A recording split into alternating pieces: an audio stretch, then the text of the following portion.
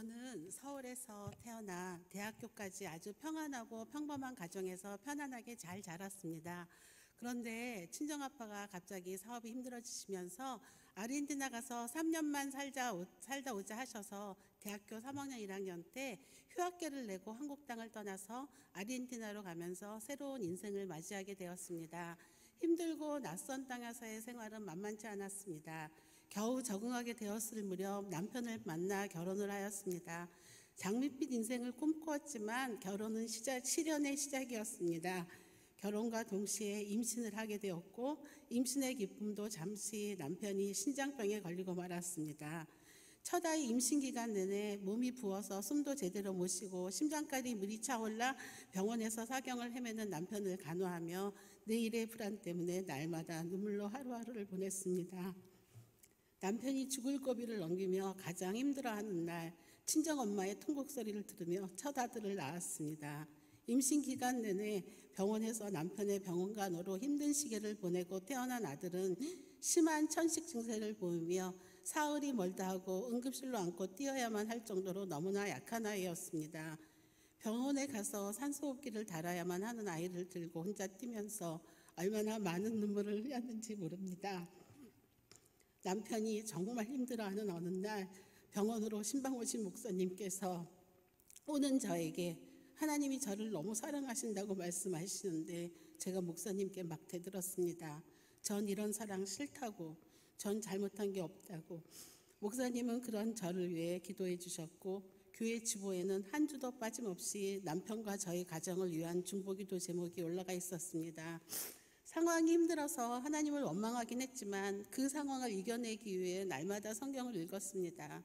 특별히 창세기와 야고보서를 읽으며 하루하루를 살아났고 그렇게 버티며 산 시간이 10년이 훌쩍 넘었을 때쯤 남편은 아주 서서히 건강을 회복하기 시작했고 아들은 만 12살이 되던 해 2월 금방이라도 숨이 끊어질 것 같은 고비가 찾아왔습니다.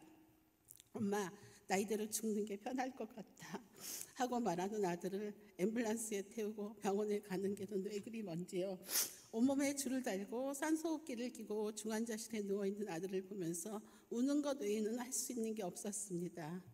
그래도 그 마지막 고비를 넘긴 아들은 그 후에도 약하긴 했지만 서서히 건강을 회복하기 시작했고 지금도 여전히 천식기는 갖고 있지만 아주 건강하게 잘 자라고 있습니다. 그 힘든 시기를 겪던 어느 날 찬양의 가사 언제나 너에게 기울이시니 어두움에 밝은 빛을 비춰주시고 너희 작은 신음에도 응답하시니 전 여기서 통곡하고 말았습니다. 저는 기도도 못하고 우는 것과 원망밖에 하지 못했지만 하나님은 저의 작은 신음조차도 하나도 놓치지 않으시고 들어주셨고 그 하나님을 알고 난 후에 삶은 정말 달라졌습니다. 열심히 일하고 열심히 교회 봉사하고 그 투병 기간에도 남편은 아무리 힘들어도 학생부 교사의 봉사를 놓지 않았습니다.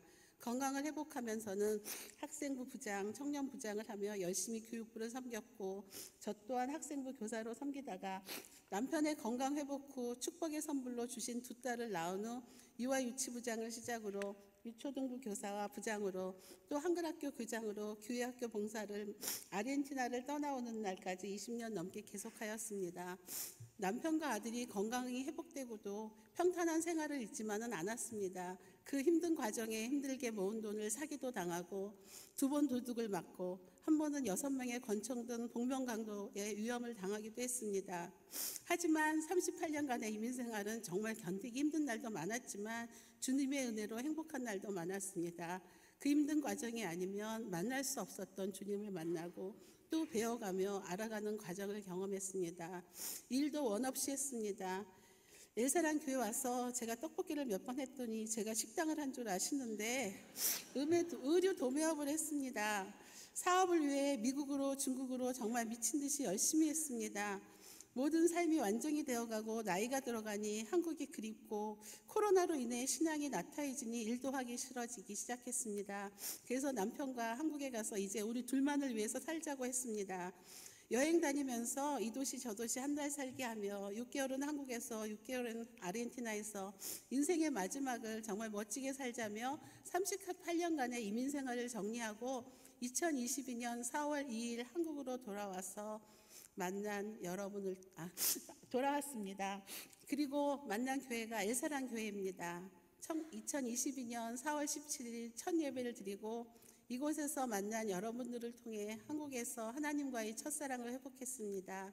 몇 번의 다락방 모임 후 다락방 식구들과 함께 참석한 중보기도 세미나, 강력한 힘에 이끌려 중보기도부장이라는 제 힘으로는 감당하기 힘든 직분을 받게 되었고, 어느 월요일 아침 매일 성경 묵상 중 들린 찬양, 내가 누려왔던 모든 것들이, 내가 지나왔던 모든 순간이, 내가 걸어왔던 모든 순간이 당연한 것 아니라 은혜였소. 통각을 쏟았습니다. 이만하면 됐다고 생각했습니다. 그동안 열심히 살았으니 저에게 보상해주고 싶었습니다. 그런데 예수님 안에서 누리는 행복으로 보상해주길 원하셨습니다.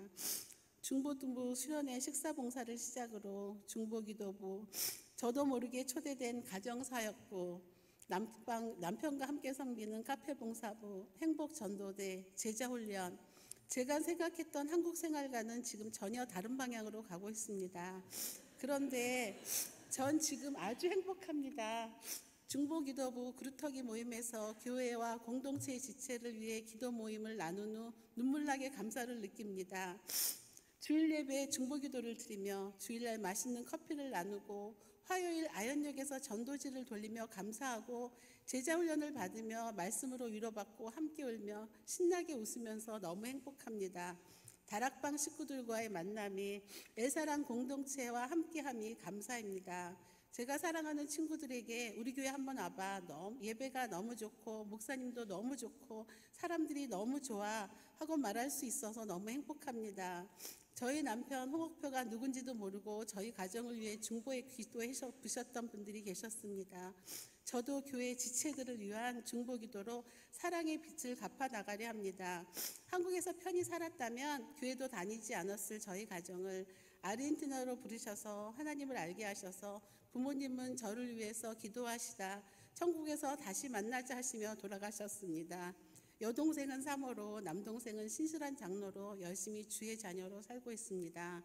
저는 제가 가장 예쁘다고 말해주는 지혜로운 남편과 같이 위기와 행복의 모든 순간을 함께하며 살고 있습니다. 신앙이 흔들리는 저를 엘사랑 공동체로 부르셔서 이 자리에 서게 하신 하나님께서 앞으로도 저를 가장 좋은 길, 가장 완전한 길로 인도해 주실 것을 믿으며 살아가려 합니다. 예배에 참석하신 모든 분들이 행복하시길 기도합니다. 특히 오늘 처음 나오신 분들이 예수 안에서 참 행복을 누리시길 기도합니다. 모든 영광을 하나님께 돌립니다. 감사합니다.